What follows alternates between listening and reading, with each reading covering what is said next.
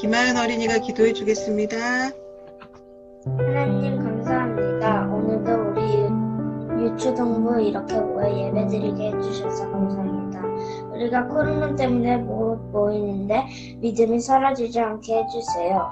우리의 죄를 용서해 주시고 우리가 오직 하나님만 바라보며 살 수 있게 해주세요. 감사합니다. 예수님의 이름으로 기도드렸습니다. 아멘. 어제 예배의 말씀을 적어보세요. 어제 말씀 뭐였는지 우리 은유리가 얘기해 볼까요? 행복은 어디 있나요? 그렇죠. 어제 말씀 제목 행복은 어디에 있나요? 행복은 어디에 있을까요?도 돼요? 그것도 돼요. 2번 행복을 의미하는 새는 어떤 새였나요? 치르치르와 미치르라는 남매가 같이 새를 찾아 나서는 내용인데 무슨 새를 찾아 나섰었는지 하연이가 얘기해 줄까요? 몰라. 파란색. 몰라? 어떻게 나왔어? 파랑새였어요. 한번 아버지를 떠난 아들은 작은 아들이었어요? 큰 아들이었어요? 아버지를 떠난 아들. 작은 아들이었어. 그렇지, 작은 아들이었죠. 근데 지난주에 꺼졌어요? 지난주에 전사님께 먼저 꺼져가지고 나가줬어요. 지금 10분 남았다고 표식 써서 만약에 하다가 꺼지면 전사님이 링크 다시 보낼게요. 네. 근데 한 번 할 때마다 링크가 달라져요? 달라져요. 창세기 출애굽기 레위기 민수기 신명기 여호수아 사사기 룻기 사무엘상하 열왕기 상하 역대상하. 5분만 쉬었다가 들어올게요. 그런데 5분 동안 여러분 뭐하고 들어오냐면 성경 목록과 1절 외워서 들어오시고 한 명씩 시켜볼게요. 한번 못해도 괜찮으니까 하는 데까지 해보세요. 그 다음에 수화 찬양 같이 하고 오늘 말씀 한번 전사님이 정리해주고 그렇게 마칠 거예요. 그러니까 지금 일단은 나가서 5분 있다가 들어올 건데 전사님이 링크 코드 보내주면 지금 9시 24분이거든요. 9시 딱 30분에 다시 들어오세요. 무슨 말인지 알겠죠? 9시 30분에 5분 쉬었다가 다시 만날게요.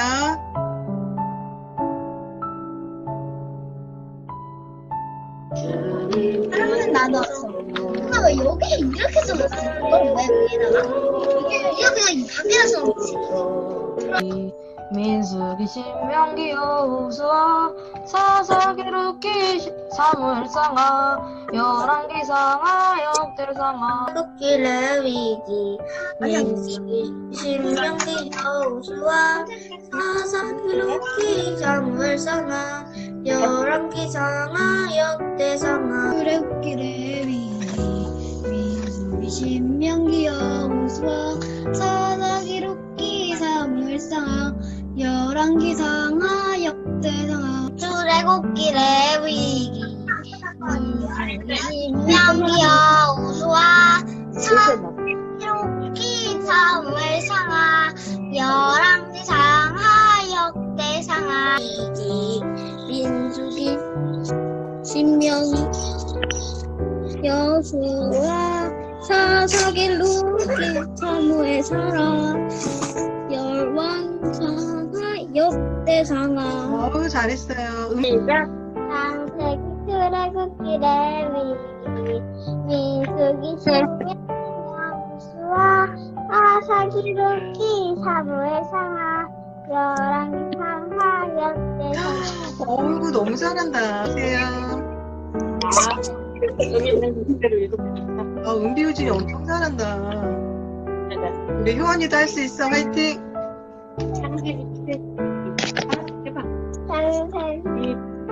창세기 출애굽기 민수기 신명기 여호수아 사사기 룻기 사무엘상하. 네. 자, 치르치르와 미치르가 새를 찾아 나섰는데 그 새가 무슨 새였죠?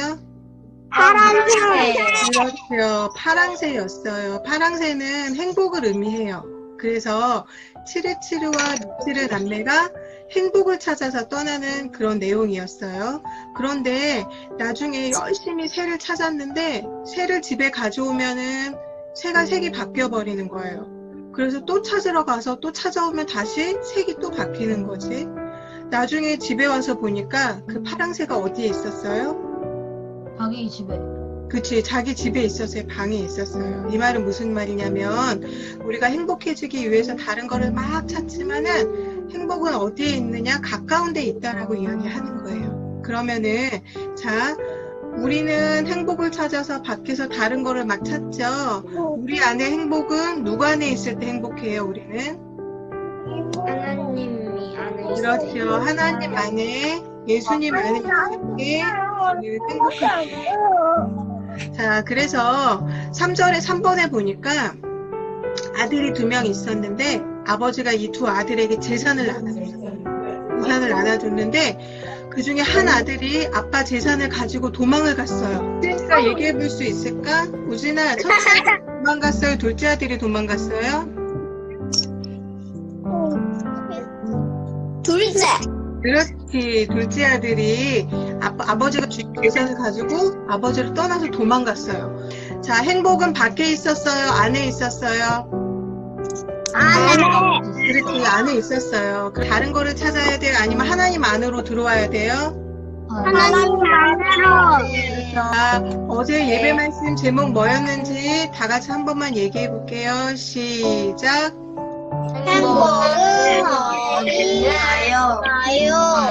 하늘에 하늘에 계신 아버지여 우리의 미거를 기억하시며 나라를 이루시며 뜻이 하늘에 살린 것 같이 땅에서도 이루어지리라. 모두 수고 많이 하셨어요. 우리 서로 안녕히 계세요. 인사하고 나갈게요. 안녕히 가세요.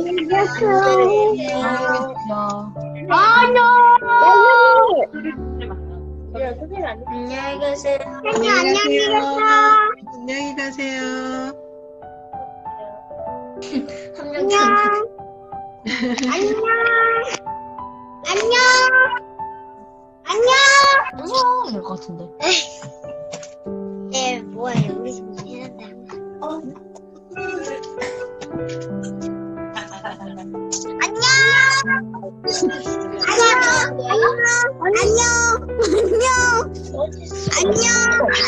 네? 전사님 나가면 우리 다 나가지지 않나? 아 아니구나. 전사님 종료해야 되는구나. 안녕히 계세요. 안녕히 가세요.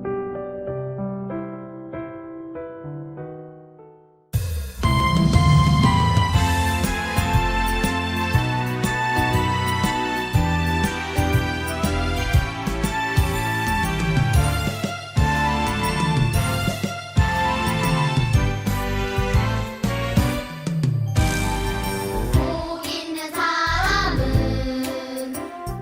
복 있는 사람은 악인들의 죄를 따르지 아니하며 죄인들의 길에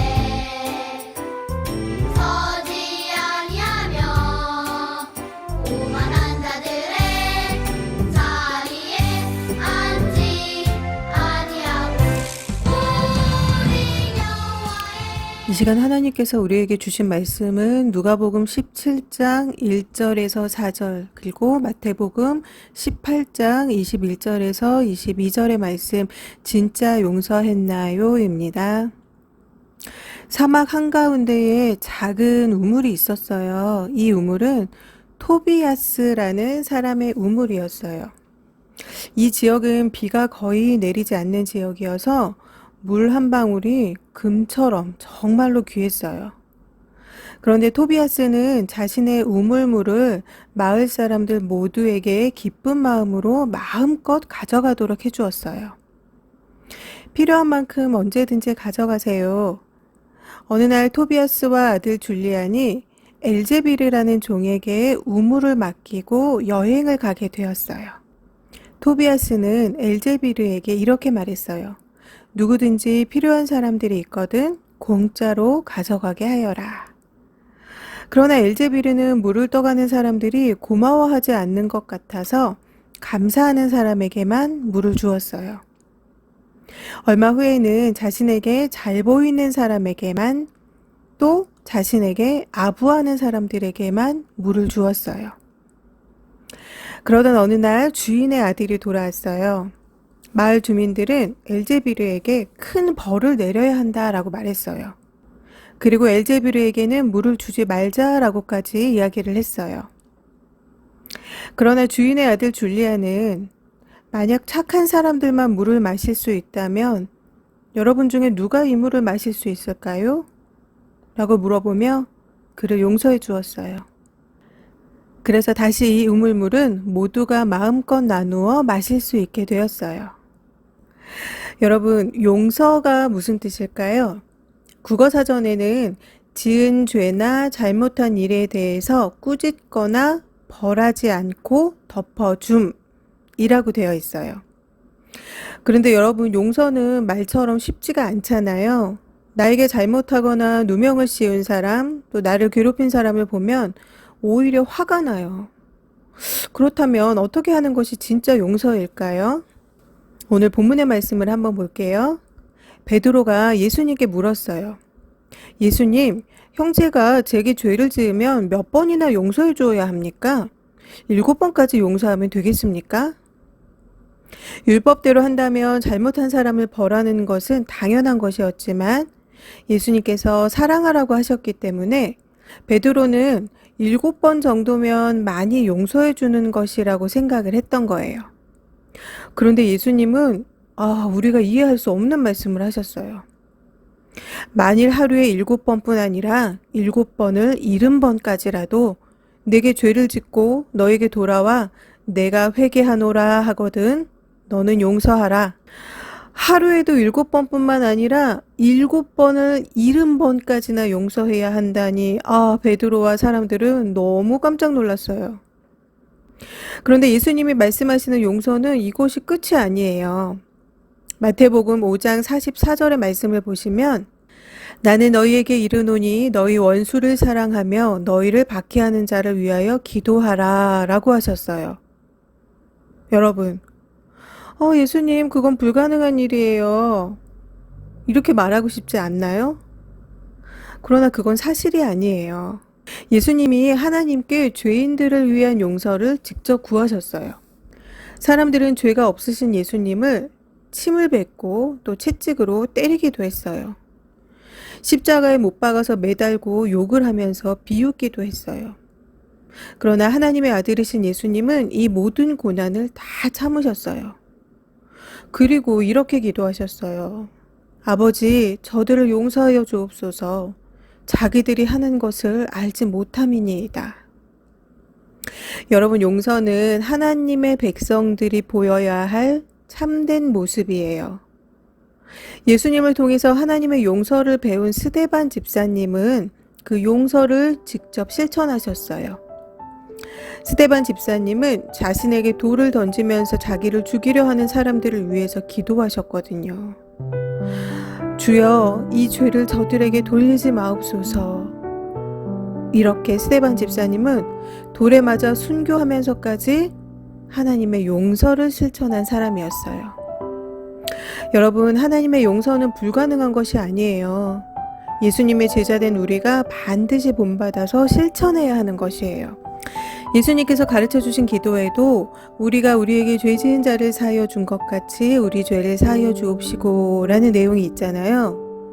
다른 사람을 용서하지 못하는 사람은 자신이 건너야 할 그 다리를 직접 부수는 사람과 같아요.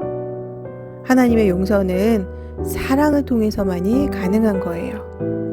처음에 말씀드렸다시피 토비아스가 자신의 우물물을 모든 사람이 자유롭게 마실 수 있게 한 것도 마을 사람들을 향한 사랑이 있었기 때문에 가능한 일이었어요. 여러분, 예수님은 십자가에 죽으셔야 할 만큼 죄가 있지 않으셨어요. 죄가 없는 분이었어요. 우리가 그 십자가에서 죽어야 했을 텐데 예수님이 십자가에 못 박혀 죽으심으로 인하여서 우리를 구원하시고 또 우리를 향한 하나님의 사랑을 직접 보여주신 거예요. 하나님께서 예수님 때문에 나의 죄를 용서해 주신 것을 생각하면 나에게 잘못한 사람들도 얼마든지 용서할 수 있어요. 아, 절대 용서 못해! 라는 생각이 들 때에는 십자가에서 나를 위해 죽으신 예수님을 생각하세요. 하나님께서 용서할 수 있는 힘을 주실 거예요. 우리 다 함께 외쳐볼게요. 나를 용서해 주신 하나님 감사합니다. 예수님의 용서를 본받게 해주세요. 예수님의 사랑을 실천하게 해주세요. 아멘. 우리 친구들 한 주간도 잘 지내셨나요? 자, 오늘의 예배 말씀 잘 들으셨죠? 우리가 내일 밤 9시에 줌에서 만날 때에도 오늘의 말씀을 가지고 전사님하고 퀴즈를 한번 풀어볼 거예요. 자, 오늘 예배를 한번 들으시고 오늘 말씀에 대해서 잘 이해가 안 가는 친구들은 여러 번 들으셔서 오늘의 말씀의 내용을 정확하게 알고 내일 줌 성경 공부에 들어오시기를 바랄게요. 그리고 지난 시간에 전사님이 얘기했죠. 노트 한 권 준비하세요. 그래서 전사님하고 성경 공부하는 내용들을 그 노트에 같이 기록을 했으면 좋겠어요. 그리고 내일 줌 수업 시간에 기도해줄 친구는 방하은 어린이입니다. 우리 하은이가 기도 준비하셔서 종이에 이렇게 써서 성경 공부하는 노트에 쓰셔도 돼요. 기도 거기다가 쓰셔서 내일 줌 성경 공부 시작할 때 우리 하은이가 기도 준비해 주세요. 내일 퀴즈 할 거고요. 또 하나는 우리 지난 시간에 했던 성경 목록과 1절 퀴즈 한 번 더 할 거고요. 그 다음에 내일은 여러분들이 하실 수 있으면 성경 목록과 2절도 한번 외워보세요. 내일은 전사님이 테스트 하지는 않을 거고 내일은 그냥 같이 한번 불러볼 거예요. 그래서 저는 1절 완벽하게 잘 할 수 있어요 라고 하는 친구들은 2절까지 외워오시면 좋겠어요. 그래서 내일 줌 성경 공부할 때는 오늘 예배 말씀 퀴즈와 성경 목록과 1절 퀴즈를 같이 풀어볼 거고 그 다음에 수화 찬양 한번 하고 그리고 성경 목록과 2절 또 전사님하고 몇 번 불러보고 그런 식으로 내일은 성경 공부 진행을 할게요. 여러분 준비 잘 해서 내일 9시에 전사님하고 같이 만날게요. 이 시간 주기도문으로 예배를 마치겠습니다. 하늘에 계신 우리 아버지여, 이름이 거룩히 여김을 받으시오며 나라에 임하옵시며 뜻이 하늘에서 이루어진 것 같이 땅에서도 이루어지이다. 오늘날 우리에게 일용할 양식을 주옵시고 우리가 우리에게 죄 지은 자를 사하여 준 것 같이 우리의 죄를 사하여 주옵시고 우리를 시험에 들게 하지 마옵시며 다만 악에서 구하옵소서. 대개 나라와 권세와 영광의 아버지께 영원히 있사옵나이다. 아멘. 오늘의 말씀 잘 들었나요? 그렇다면 구독과 좋아요와 안녕!